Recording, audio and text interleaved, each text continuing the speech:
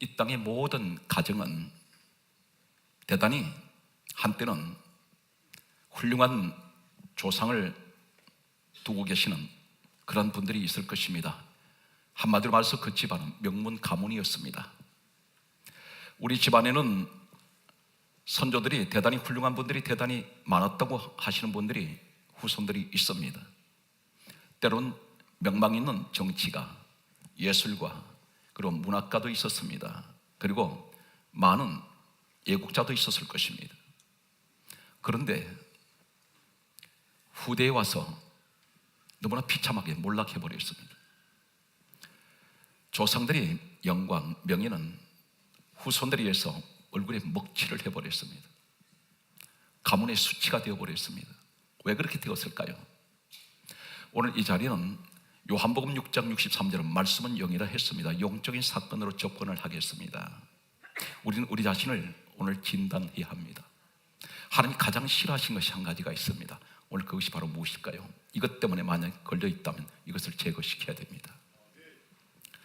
성경에서 대단히 기적적인 그런 축복을 받았던, 도저히 자신의 상식으로는 이해가 되지 않는 일들이 계속해서 자손 대대로 일어나는 한 집안이 있었습니다.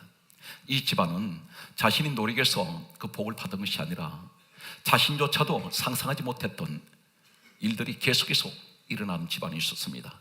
그런데 후대에 와서 완전히 몰락해버린, 비참하게 망쳐버린 그런 가정이 있습니다. 다시 말해서 조상들을 우리 먹칠해버리고 조상들의 영광을 다 가려버린 이런 후손들에 의해서 불행한 그런 가문이 소개되고 있습니다. 이스라엘이라는 사람이 있습니다. 본래 이 사람 이름은 야곱입니다. 이 야곱은 창세기 32장 24절 이하의 말씀을 보게 되면 야복이라는 나루터에서 하나님께서 만나시고 이 사람에게 야곱이라는 이름을 이스라엘로 바꿔주셨던 사람이 바로 오늘 본문에 소개되고 있는 야곱이 이스라엘 된 사람입니다. 이 사람이 이제 임종 때가 되었습니다. 세상을 떠나게 되었습니다. 유대 관습으로는 반드시 조상이 세상을 떠나기 직전에 후손들을 축복하는 관습이 있었습니다. 마찬가지로 이 야곱 이스라엘은 가장 사랑했던 아들들 가운데 12아들 가운데에서 요셉이라는 국무총리가 된 그 아들을, 그 손자들, 요셉의 두 아들을 축복을 먼저 해주고 싶었습니다. 므낫세라는 아들과 에브라임이라는 요셉의 두 아들이 있었습니다. 성경은 이때 상황을 이렇게 말씀하고 있습니다. 창세기 48장 10절 말씀을 보게 되면 이스라엘 눈이 나이로 인하여 어두워서 앞을 보지 못하였더라, 이렇게 말씀하고 있습니다. 야곱된 이스라엘, 이 사람은 나이로 인해서 눈이 어두워서 마치 소경이 되었는 것 마찬가지였습니다. 앞을 볼 수가 없습니다. 그런데 이때 요셉 이 아들이 자신에게서 태어난 두 아들을 데리고 아버지 야곱 이스라엘에게로 나아갑니다. 유대 관습을 한 가지 더 참고로 말씀을 드리면, 이 유대인들은 반드시 오른손의 축복이 장자권에게 있습니다. 그래서 반드시 조상은 장자에게 축복할 때는 오른손을 들어서 그 머리에 손을 얹고 축복하게 되어 있습니다. 그리고 왼손은 사람에게 얹게 되어 있습니다. 요셉은 당연히 자신의 두 아들 가운데 장남인 므낫세는 아버지 앞으로 나올 때 당연히 아버지 야곱 이스라엘이 오른손을 들어서 자신의 큰아들에게 축복할 줄 알았습니다. 그래서 당연히 야곱 이스라엘 앞에 오른쪽에 세웠습니다. 그리고 차남은 에브라임은 야곱 이스라엘 아버지 왼쪽에 세웠습니다. 야곱 이스라엘과 그리고 므낫세와 에브라임이 마주 섰습니다. 이때 성경은 이렇게 강조하고 있습니다. 창세기 48장 13절에서 14절 말씀을 보면은 야곱 이스라엘이 손을 들어 왼손을 들어서 첫째 손자인 므낫세에게 왼손을 머리에 얹었습니다. 오른손은 에브라임에게 얹었습니다. 성경은 이렇게 또 강조하고 있습니다. 이 모습을 지켜보던 요셉이 창세기 48장 17절에서 18절 말씀을 보게 되면 아버지가 손을 잘못 얹은 줄 알았습니다. 아버지 눈이 어두워서 좀 무엇인가는 착각한 줄 알고 오른손을 들어서 자신의 둘째 아들인 에브라임 머리에 손을 옮기려고 아버지 손을 들어서 큰아들 므낫세의 머리에 갖다 얹으려고 했습니다. 그리고 왼손을 큰아들 므낫세에 얹는 것을 손을 들어서 둘째 아들 에브라임에게 갖다 얹으려고 할 때에 성경은 이렇게 강조하고 있습니다. 창세기 48장 19절에 야곱 이스라엘 한 말이 내 아들아 나도 안다 나도 안다 의도적으로 손을 얹었다고 말씀하고 있습니다. 그러면서 성경은 또 이렇게 강조하고 있습니다. 창세기 48장 14절에 말씀하시기를 따라하십시오. 팔을 어긋맞겠더라. 팔을 한번 어긋맞게 보십시오. 한번 손을 이렇게 들어서 팔을 한번 어긋맞게 보시기 바랍니다. 어떤 형태가 나옵니까? 십자가 형태가 나옵니다. 십자가의 축복은 성경은 예수님께서 오늘 본문에 이렇게 말씀하고 있습니다. 마태복음 19장 30절에 말씀하시기를 먼저 된 자는 나중되고 나중된 자는 먼저 될 자가 많으니라 이렇게 말씀하고 있습니다. 오늘 여러분 환경이 어떻습니까? 내가 다른 사람한테 뒤처져 있습니까?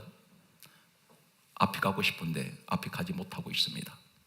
가정 경제적인 상황, 자녀들 그리고 내 생활이 항상 남에게 뒤처져 있습니다. 직장 생활이 남에게 뒤처져 있습니다. 사업이 같은 분야인데도 다른 사람은 경영하는 그 사업은 계속해서 앞에서 달리고 있는데 나는 항상 뒤에 쳐져서 따라가고 있습니다. 그런데 예수 그리스도 아닌 사람은 반드시 이렇게 말씀합니다. 먼저 된 자는 나중될 수가 있고 나중된 자가 먼저 될 수가 있다.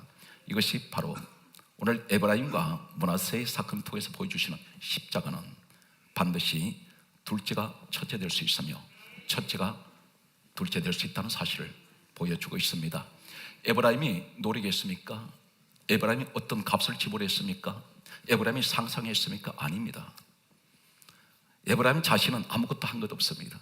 그런데 이 사람이 둘째가 첫째가 된다는 것은 죽어서 다시 태어난다면 첫째로 태어날 수 있을 것입니다.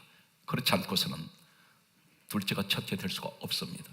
이건 비상식적입니다. 그런데 누구 때문에 첫째 되었습니까? 할아버지 야곱 때문에 그런 일방적으로 둘째가 첫째가 되었습니다. 복음적으로 이 사건은 성경은 무엇을 말씀하고 있나요? 예수님께서 이 땅에 오셨을 때에 구약 성경밖에 없었습니다. 구약 성경밖에 없었던 구약 39권을 가리켜서 예수님께서 이렇게 말씀하셨습니다. 특별히 오늘 창세기를 기록한 사람은 모세라는 사람이 기록을 했는데 예수님께로부터 약 1500년 전의 사람이 모세가 기록했습니다. 이 사건을 가리켜 요한복음 5장 46절은 예수님께서 직접 말씀하시기를 모세는 내게 대하여 기록하였습니다. 바로 예수 그리스도의 복음을 얘기하고 있습니다. 성경은 좀 더 구체적으로 말씀을 드리면 요한복음 5장 39절은 성경은 또 이렇게 말씀하고 있습니다. 너희가 성경에서 영생을 얻는 줄 생각하고 이 성경을 상고하거니와 이 성경은 곧 내게 대하여 증거하는 것이다. 예수님의 이야기입니다. 오늘 예수 그리스도 안에 있는 사람은 나는 값이 없이 나는 아무 노력한 것도 없는데 어떻게 구원을 받습니까? 내가 무슨 노력을 했습니까? 내가 무슨 대가를 지불했습니까? 어떤 세상 조건을 보고 하나님께서 나를 구원하셨나요? 내가 예수를 믿었다는 것은 나는 예수님을 영접하기 전까지는 나는 예수님이 계신 것도 몰랐습니다. 그런데 순전히 에브라임이 타이에서 은혜를 받았고 축복을 받았듯이 우리도 일방적인 하나님의 은혜로 구원을 받았다는 사실입니다. 이 사건은 놀라운 기적 중의 기적이었습니다. 수많은 이 땅의 바다의 모래같이 수많은 지금도 생존해 있는 약 70억 인구 가운데 내가 그 중에서 하나님의 자녀로 선택받았다는 사실입니다. 이것은 내 노력으로 된 것이 아닙니다. 무조건적인 하나님의 은혜였습니다. 나를 기억하신 하나님. 천국은 아무나 갑니까? 그렇지 않습니다. 반드시 하나님께서는 지명하는 사람이 있습니다. 그러므로 에베소서 1장 4절은 다음과 같이 말씀하고 있습니다. 창세전에 누구든지 그리스도 예수 안에 있는 사람은 택함 받았습니다. 오늘 여러분이 택함 받은 사람입니다. 성경은 계속해서 이렇게 말씀하고 있습니다. 요한일서 1장 7절은 우리는 기억합니다. 예수의 피가 우리를 모든 죄에서 깨끗하게 하셨다 했습니다. 나는 예수 그리스도 안에서 깨끗해졌습니다. 이것이 바로 믿음입니다. 구원받았다는 믿음을 확신을 갖고 있습니까? 그렇다면 성경은 이렇게 강조하고 있습니다. 요한복음 1장 12절에 말씀하시기를 영접하는 자 곧 그 이름을 믿는 자에게는 하나님의 자녀들은 권세를 받고 있습니다. 우리는 사실 망각해서는 안 됩니다. 무조건적인 하나님의 은혜로 우리는 구원을 받았고 하나님 자녀가 되었으며 난 택함 받은 사람이 되었습니다. 우리가 주님을 찾아간 것이 아니었습니다. 하나님 되시는 빌립보서 2장 6절에 하나님 본체 되시는 예수님, 그분이 요한복음 1장 14절에 말씀이 육신이 되어 우리 가운데 찾아오셨습니다. 죄인된 나를 찾아오신 분이 있어요. 일방적인 하나님의 구속의 은혜는 오늘 또 우리에게 큰 축복 가운데 우리를 오늘 또 예배 자리로 인도하고 있습니다. 이 에브라임이 계속되는 이 가문에서는 놀라운 일이 반절인 반절을 거듭하게 됩니다. 대를 이어서 어떤 일이 일어날까요? 우선 이 사람이 축복을 받고 난 이후에 이 사람이 완전히 상황이 역전되어서 잠시 전까지 형이었던 므낫세는 뒤로 밀리고 둘째가 항상 앞에 서게 됩니다. 유대의 문화를 보게 되면 모든 기록된 문서에는 반드시 첫째 태어난 사람이 항상 앞에 기록되게 되어 있습니다. 그 이름이. 그리고 어떤 일이든 길 흉사 다 떠나서 어떤 대소사를 막론하고 집안에 행사가 있을 때는 반드시 장남이 앞에 섭니다. 성경은 한 가지를 정언하고 있습니다. 이 사건이 있고 난 후에 둘째가 첫째로 축복을 받고 난 후에 반드시 이 조상들이 떠날 때 기도하는 그 기도는 바로 그 집안의 법이나 마찬가지입니다. 그대로 적용됩니다. 과연 그렇게 되었을까요? 성경 말씀을 보게 되면 민수기 1장 33절 말씀을 보게 되면 므낫세보다 에브라임이 먼저 소개됩니다. 먼저 앞에 나옵니다. 그러면서 민수기 1장 성경은 33절에 다음과 같이 말씀하고 있습니다. 에브라임이 자손을 가졌는데 자손이 몇 명이었냐면 45,000명이었더라. 자손수가 엄청나게 기하급수적으로 불어나기 시작합니다.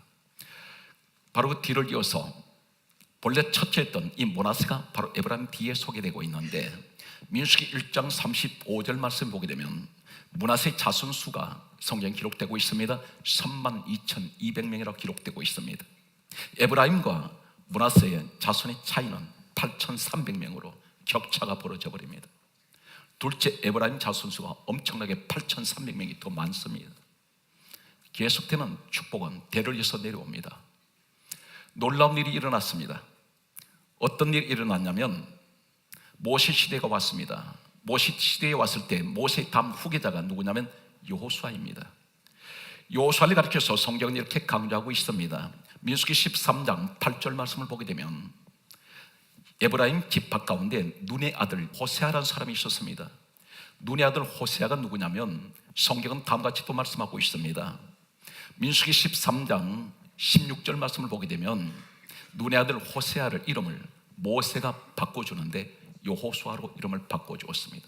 바로 이 여호수아가 모세의 다음 후계자, 가나안의 영웅, 민족의 대체주자가 바로 이 여호수아가 되게 됩니다. 이 사람은 본래 어떤 사람이었습니까? 개역 성경과 개역 개정 성경을 말씀을 참고로 보면 여호수아 1장 1절에는 모세 시종으로 되어 있습니다. 또 모세 수종자로 나와 있습니다. 시종, 수종자는 한마디로 무슨 말이냐면 모세의 잔심부름을 하는 사람입니다. 모세를 그림자처럼 따라다니는 사람입니다. 모세의 구전일을 다 도맡아 삽니다. 모세의 손발로 다 하고 있습니다. 늘 모세 곁에서 시종 들던 사람이었습니다. 출애굽기 12장 37절에 장정 60만 명이 있었습니다. 그 가운데 모세의 다음 후계자로 사람들이 생각했던 사람들이 있었습니다. 출애굽기 24장 1절에 보게 되면 아론, 나답, 아비후 70명 장로가 있었습니다. 73명 장로는 바로 모세의 측근들입니다. 이 사람들이 바로 제2인자들입니다. 2인자 가운데서 모세 다음 후계자가 나올 것으로 수많은 사람들은 다 그렇게 알고 있었습니다. 그런데 어느 날 하나님께서 신명기 34장 9절에 너는 여호수아에게 안수하라 이렇게 말씀합니다. 바로 떠나기 직전입니다. 모세가 이 땅을 떠나기 직전에 하나님께서는 여호수아를 지명을 하시고 안수하게 하실 때에 지혜의 신이 충만하게 여호수아에게 임하게 됩니다.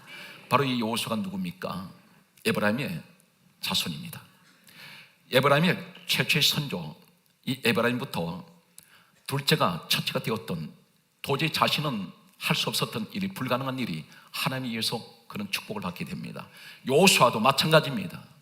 모든 사람들의 상식을 깨뜨려 버립니다. 모든 전통을 깨뜨립니다. 그리고 일방적으로 하나님께서 여호수아를 들어 세우십니다. 이 집안은 계속해서 역전의 인생이며 반전의 반전을 거듭하는, 도저히 사람들이 믿기지 않는 일들을 계속해서 하나님께서는 이 가정을 통해서 부어주셨고 이루어 나갔습니다. 바로 여러분 가정이 이 가정 되시기 바랍니다. 여러분 지금 모습이 어떻습니까? 현실의 나를 보니까 비참합니다. 앞이 캄캄합니다. 사업은 제대로 풀리지 않습니다. 내 가정에 어느 곳 하나라도 속 시원한 모습이 보이지 않습니다. 자식의 모습은, 자녀는 어느 부부가 다 잘 되기를 원하지만 자녀가, 장래가 앞에 하는 일들이 자꾸 막히는 것 같습니다. 한 가지도 시원한 것은 없고 답답하기만 합니다. 그런데 중요한 것은 그것이 전부가 아니라는 사실입니다. 하나님이 갑자기, 모세도 몰랐습니다. 잠시 전까지도, 하나님께서 말씀하기 직전까지도 모세에게는 말씀하지 않았습니다. 여호수아 자신도 몰랐습니다. 모세는 모를 뿐더러 그 주변에 있는 사람도 아무도 하나님께서는 말씀해 준 적이 없습니다. 여호수아가 지도자라고. 그런데 갑자기 여호수아를 도로 세웁니다. 오늘 이 말씀이 우리에게 그대로 적용된다는 사실. 어느 날 갑자기 그동안 막혔던 내 인생이 대로가 열려버리는 이런 축복이 주어집니다. 다음 세대가 왔습니다. 놀라운 일이 또 일어납니다. 사사기 4장 4절을 보게 되면 에브라임에서, 이 집안에서 여자가 민족의 지도자가 됩니다. 놀라운 일입니다. 이 간단한 일이 아닙니다. 왜 그러냐면 출애굽기 12장 37절에 성경에도 유대인들은 숫자를 계산할 때 남자만 계산을 합니다. 여자는 인구수에 넣지도 않았습니다. 또 성경을 말씀 보게 되면 이 유대인들은, 여자들은 족보에 못 올라갑니다. 그런데 최초로 이 땅에 여자 지도자가 세워진 사람이 바로 에브라임 지파에서 나왔습니다. 그런 선지자입니다. 모든 백성들 앞에, 문남자들 앞에서 이 드보라 여자가 지도자가 됩니다. 하나님이 파격적으로 이 에브라임 지파에서 계속해서 놀라운 인재를 등용시키고 있습니다. 아무도 몰랐습니다. 하나님이 세우시겠다는데 누가 맡겠습니까? 오늘 여러분 가운데 내 상식 안에서만 생각하면 안 됩니다. 우리 하나님은 내 상식 밖에 계세요. 내 생각 속의 하나님이 아닙니다. 나는 기껏 생각해봐야 내 생각 속의 생각, 그 하나님 아무것도 못 하실 것 같습니다. 현실을 볼 때도 내 생각 속에만 현실을 보고 있습니다. 그러나 하나님은 내가 모르는 곳에서 지금도 작업하고 계시고 나를 위해서 일하고 계신다는 사실입니다. 에브라임이라는 선조, 여호수아라는 사람, 드보라라는 사람, 이 사람들은 정상적으로 지도자가 된 사람들이 아닙니다. 일방적으로 하나님이 세우신 사람이었습니다. 성경은 계속해서 말씀을 보게 되면 사사기 12장 14절 말씀을 보면 성경은 또 다음과 같이 말씀하고 있습니다. 압돈이라는 에브라임에서 지도자가 나왔습니다. 압돈이라는 지도자가 또 에브라임에서 또 태어납니다. 또 놀라운 사실 하나를 또 소개합니다. 사무엘 시대가 왔습니다. 사무엘상 1장 1절 말씀을 보게 되면 사무엘이라는 사람이 태어났는데 이 사람이 제사장이 되었고 선지자가 됩니다. 그런데 그것이 무엇이 그렇게 대단할까요? 원래 제사장은 모세 시대에 출애굽기 28장 1절에 하나님께서 너는 아론과 그 아들들을 제사장 되게 하라, 그렇게 말씀하신 적이 있습니다. 제사장은 레위 집안에서만 나오게 되어 있습니다. 에브라임 집안에서는 제사장이 나올 수가 없습니다. 선지자도 나올 수가 없습니다. 그런데 이 아론 제사장으로 세우신 이래로 약 1500년이 흐른 후에 예수님께서 이 땅에 오셨을 때 누가복음 1장 5절 말씀을 보게 되면 1500년이 흘렀는데도 사가랴라는 제사장이 있었는데 그 아내는 엘리사벳이더라, 그렇게 말씀하시면서 그들은 바로 아론의 자손이었더라, 이렇게 기록되어 있습니다. 1500년 동안 제사장 가문은 아론 집안인데 사무엘이라는 에브라임 집안에서 제사장이 나왔습니다. 선지자가 나왔습니다. 하나님께서는 이 집안을 한마디로 말하면 명문 가문으로 만들으셨습니다. 항상 각 시대별로 지도자가 이 집안에서 계속 나왔습니다. 그런데 사무엘 시대 이후가 지나면서 이 가정은 몰락해버립니다. 비참하게 몰락해버립니다. 어느 정도로 몰락했느냐면 성경 마지막 책 계시록에 오면 계시록 7장 5절에서 8절 말씀 보게 되면 이스라엘은 본래 12지파로 되어 있습니다. 12지파 가운데서 지파가 다 소개되고 있습니다. 자랑스럽게 하나님께서 입맞은 자 14만 4천 명을 말씀하시면서 지파들을 다 소개하는데 아무리 눈을 씻고 보아도 에브라임이라는 지파는 사라져 버렸습니다. 또 한 지파가 없어진데 단 지파도 사라졌습니다. 두 지파가 하나님께 성경에서 지워버렸습니다. 이름이 나오지 않습니다. 분명히 무슨 문제가 있었다는 것입니다.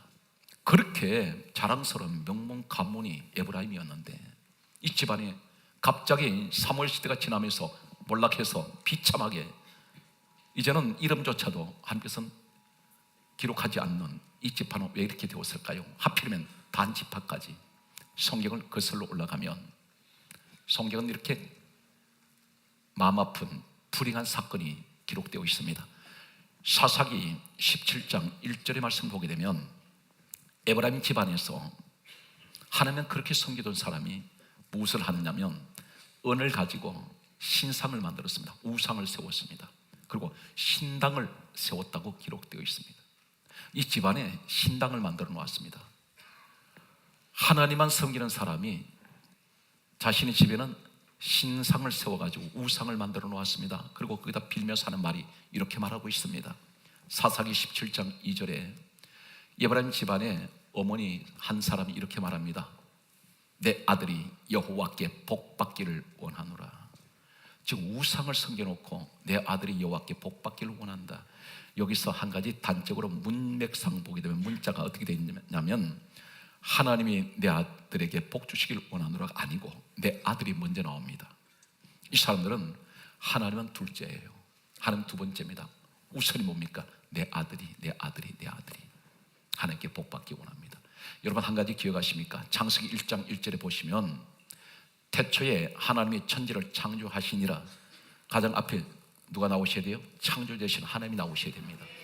말을 이렇게 바꿀 수가 있습니다. 태초에 천지를 하나님이 창조하시니라. 그 말이 그 말 같습니다. 아닙니다. 천지는 하나님이 지으신 피조물입니다. 피조물이 앞에 나오면 안 됩니다. 하나님이 항상 창조주 하나님, 전능하신 하나님이 앞에 계셔야 됩니다. 그런데 여기서는 내 아들이 여호와께 복받기를 원하노라. 그렇게 말하면서 이 사람들이 지금 그렇게 말하는 이 사람은 누굽니까? 두 신을 섬기고 있다는 것입니다. 신명기 11장 28절에 다른 신을 쫓아가면 저주를 받을 것이라 그렇게 말씀했습니다. 에브라임 이 지파는 우상 섬기다 망해버렸습니다. 나중에는 하나님께서 이름을 지워버립니다. 단 지파는 왜 그렇게 되었을까요? 이 최초의 12지파 가운데 유대 민족에게 우상 집어넣은 사람이 최초가 바로 지파 가운데 에브라임이었습니다. 두 번째가 이 단지파는 사사기 18장 30절에 보면 바로 에브라임 이 지파의 영향을 받아서 에브라임이 세웠던 그 신상을 이 단지파에도 그것을 받아들여서 우상 섬깁니다. 우상 섬긴 두 지파는 계시록 7장 5절에서 8절에서 이름을 지워버립니다. 완전히 몰락해버렸습니다. 이때부터 사무엘 시대 이후에는 더 이상은 에브라임 지파에서는 어떤 인재도 나오지 않습니다. 그렇게 계속해서 부어주셨던 명문 가문이 우상을 섬김으로 완전히 이 가정은 풍지박산이 되어버립니다. 누가복음 16장 26절 말씀을 소개하겠습니다. 부자와 나사로 이야기가 나옵니다.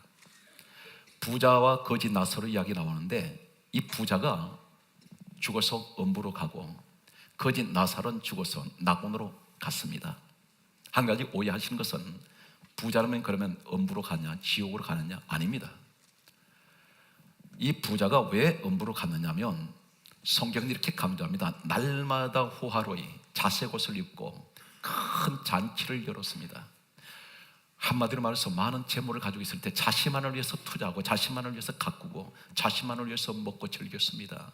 그런데 그 대문 앞에 앉아있는 죽어가는 병든 거지 나사로에 대해서 전혀 관심이 없습니다. 구제하지 않습니다.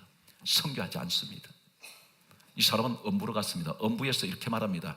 내가 이곳에서 불꽃 가운데 고민합니다. 이 불꽃이 바로 무엇을 말합니까? 음부는 지옥을 말합니다. 지옥에는 불이 있습니다.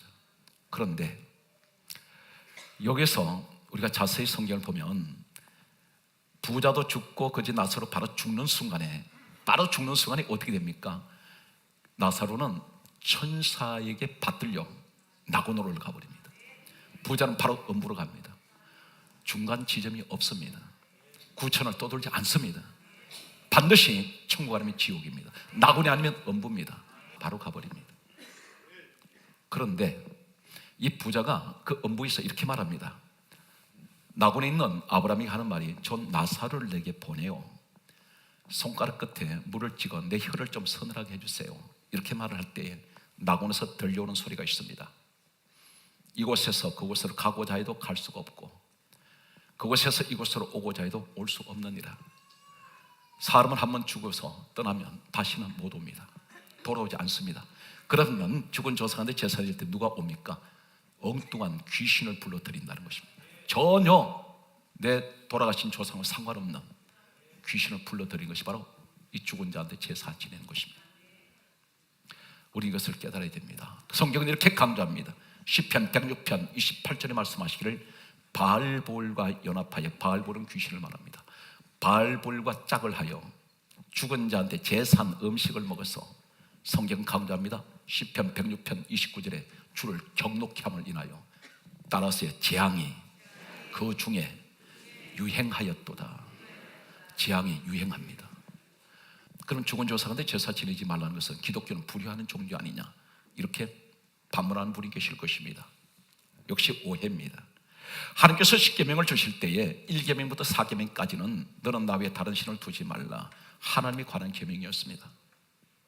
아무 형상이나 만들지 말고 그것 절하지 말라 말씀하시면서 제5계명, 바로 사람에게 주시던 첫 계명을 할 수 있는 5계명이 내 부모를 공경하라. 이 말씀이 신명기 5장 16절에 말씀합니다. 내 부모를 공경하라. 그리하면 내 생명이 길고 이 땅에서 내가 복을 누리리라. 이 땅의 모든 종교 가운데 가장 효를 강조하는 종교는 기독교입니다. 부모님 잘 섬기라는 것입니다. 언제 잘 섬겨야 됩니까? 살아계실 때. 생전에 잘 섬겨야지 돌아가시고 난 후에는 아무 소용이 없습니다. 히브리서 12장 2절 따라서 믿음의 주요 온전케 하시는 예수를 바라보자. 오직 주님만 바라보십시오.